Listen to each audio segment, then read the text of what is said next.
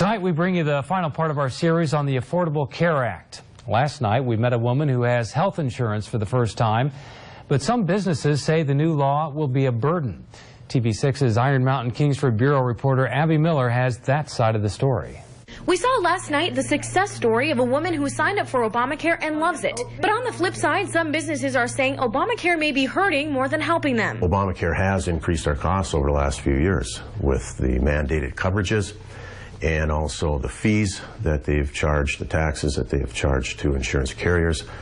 Those have been directly passed on to us, which negatively affects our employees. Terry is the president of U.S. Special Delivery that offers delivery service to many states in the Midwest and Canada. They've always offered health care to their employees, but are having to change things a bit as they prep for the employer mandate set to take place in 2015. We've had to take on more risk as a company so that we can make the premiums more affordable to our employees.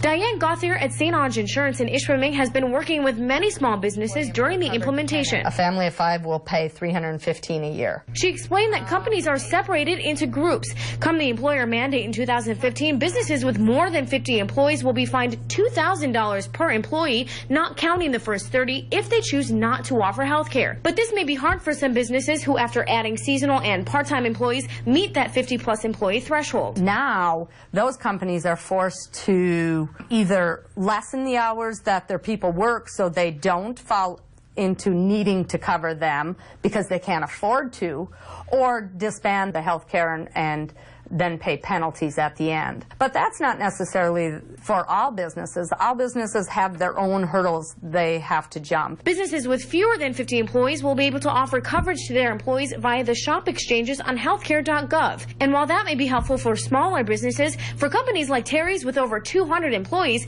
it may not be so attractive. What I do see ObamaCare doing is providing subsidies for some people and free health care for some people, and that's good for them. But it's also increasing the costs for individuals, small businesses, and their employees at a time when they're struggling and have been struggling to pay for health care costs prior to ObamaCare. So that's not so good for those people. In Kingsford, Abby Miller, TV6 News.